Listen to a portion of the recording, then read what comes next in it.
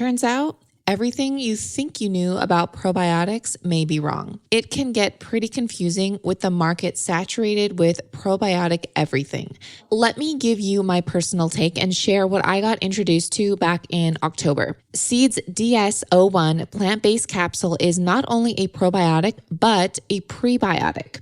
There are 24 strains of specifically formulated probiotics targeted for digestive health, gut immunity, as well as additional systemic benefits. There's actually a prebiotic capsule encapsulating the probiotic inside, which ensures that the probiotics actually make it to your colon with 100% survivability to do its job. Many think of pre and probiotics as only gut support. It does support the gut barrier, but Seed's DS-01 also supports other areas of the body for whole body benefits, skin health, heart health, and micronutrient synthesis. Healthy regularity and an ease of bloating are just a few other common perks you may experience. So if you want something to help balance out your bowels and start a new healthy habit for the new year and your life, go to seed.com/digest25 and use code digest25 to receive 25% off your first month of Seed's DS-01 Daily Symbiotic. If you're not subscribed to my newsletters, they come out every Friday and they're called Friday Finds. This is information that only my subscribers get in their inbox. I share stuff like non-toxic air fryers and kitchen appliances, new food finds, product recalls, food news, and food products that aren't even on the market yet, but I've got the scoop. This is not published anywhere else and cannot be found on my blog. So be sure you're in the know and subscribe to my weekly newsletters by going to littlesipper.com/subscribe and enter your email. That's all you have to do. So go to LILSIPPER.com/subscribe to get exclusive information on everything food. Could this new pesticide be just as bad or perhaps worse than glyphosate? Today's bite of knowledge, I'm talking about Chlormequat, or Chlormequat as some may pronounce. Welcome back to the Digest This podcast. I'm your host, Bethany Cameron. Today we are talking about Chlormequat, which is a new pesticide that is potentially going to be sprayed on our crops unless we act and do something about it now. This is a very time-sensitive subject and matter, as at the end of May, it will be closed and the public won't even have a say in yes or no. But currently, we can comment on this chemical about to be sprayed on our crops. So if you're not familiar with this it's a PGR, which is a plant regulator growth hormone. So first of all my listeners should be already informed about glyphosate and what it is, aka glyphosate. It's also known as Roundup, which has been shown and linked to cancer and birth defects and tons of other health issues. And it's something of concern for everyone. It should be of concern for everyone, especially in the wellness community. So if you are concerned about glyphosate, then you should be concerned about this as well. Chlormequat. So the EPA announced that it's planning to allow a dangerous pesticide for use on foods marketed towards children and, of course, adults. And it could be the next glyphosate. So first of all, what is Chlormequat? It's referred to as Chlormequat chloride, or CCC, and also called Psychocell, and is one of the synthetic growth retardants, which might be used for improving crop production under environmental stresses.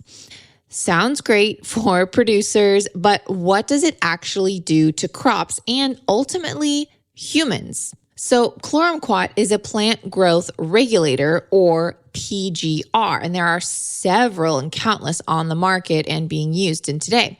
So this particular PGR, it's used in ornamental flowers and plants, so things that we typically don't eat, just things for beauty, right? And it's used in greenhouses and nurseries.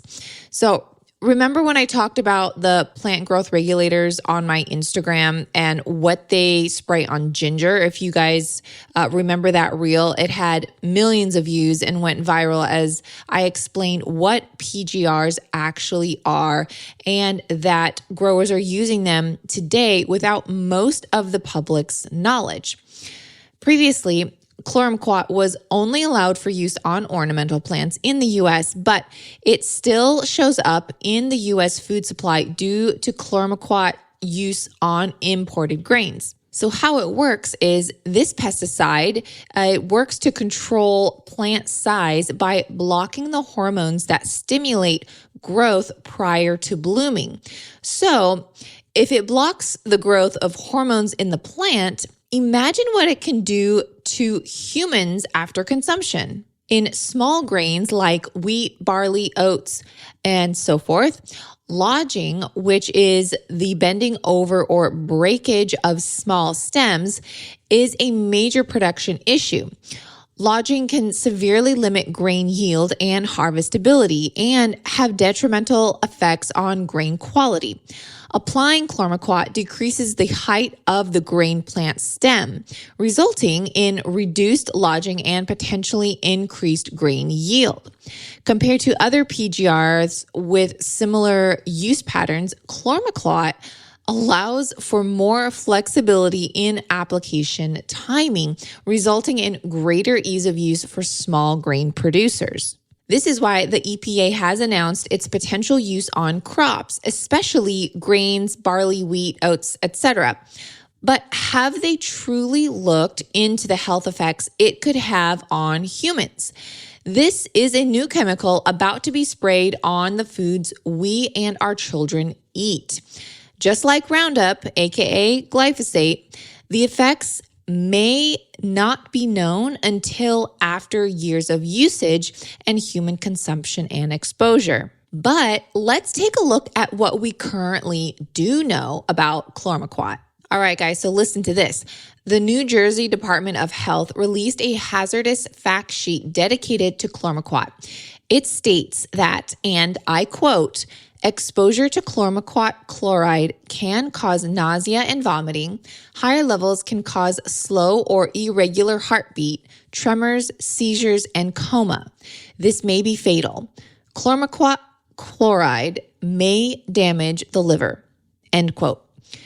It also declared that this PGR can be absorbed through the skin, can cause eye redness, and when ingested, excessive salivation, sweating, diarrhea, dizziness, headache, labored breathing, nausea, and pupillary constriction may occur. Now, I'm not sure about you, but I definitely don't want that sprayed on the food that I'm putting inside my body. And in addition, the EWG senior toxicologist, Alexis Temkin, PhD, said that, and I quote, animal studies show Chlormequat can disrupt fetal growth and damage the reproductive system, raising serious concern about how this chemical could harm human health, especially children. End quote.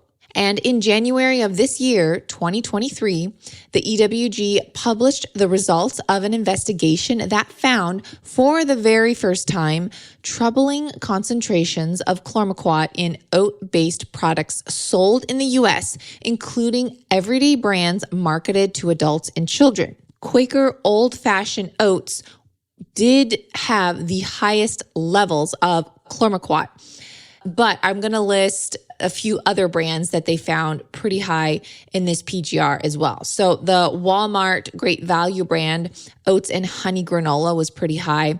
Quaker Simply Granola Oats, Honey and Almonds. The Quaker Oatmeal Squares Honey Nut.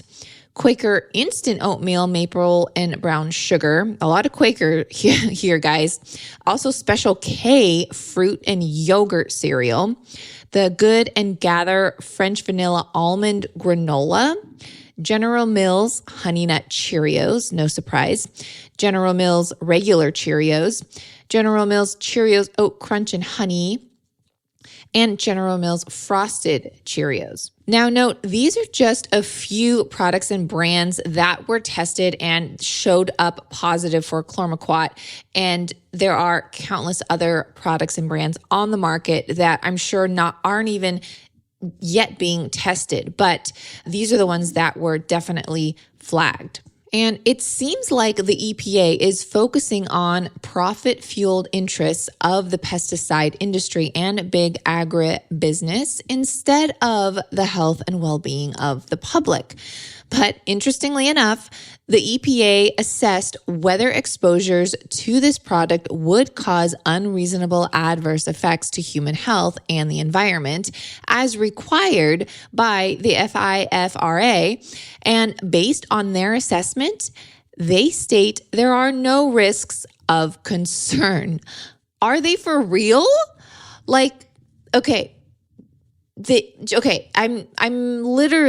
I'm lost for words here. They determine there's no risk for concern.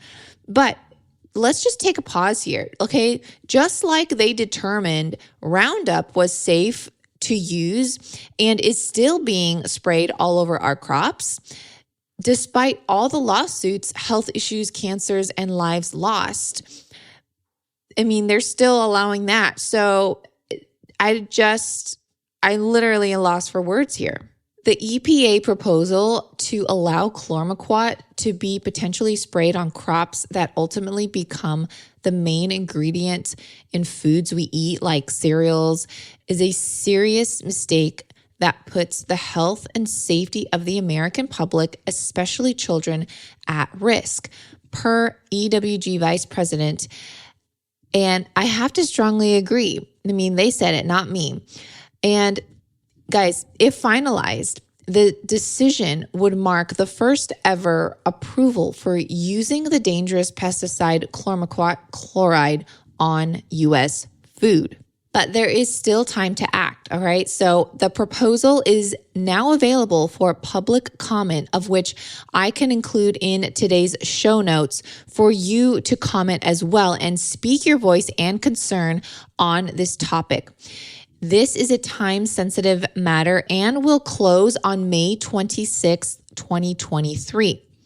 Please share this episode and help spread the word about this new chemical about to be sprayed on our food and get others to act in hopes to stop the EPA's decision. If no one speaks out, their decision is what goes. And you know what else will go? Our health. Thank you to everyone listening to this week's Bite of Knowledge, and I hope it was helpful and insightful and made you a little bit more smarter than your friends as we together learn and grow. See you guys on Wednesday. Thanks for listening to this episode of Digest This. If you enjoyed this episode, please leave a review in your podcast app to let us know. If you're ever wondering how you can support me and this podcast, sharing it with your friends and family is the best way. This is a Resonant Media production produced by Drake Peterson and edited by Chris McCone. To email the show, message us at digestthispod@gmail.com. See you next time. The content of this show is for educational and informational purposes only. It is not a substitute for individual medical and mental health advice and does not constitute a provider-patient relationship. As always, talk to your doctor or health team first.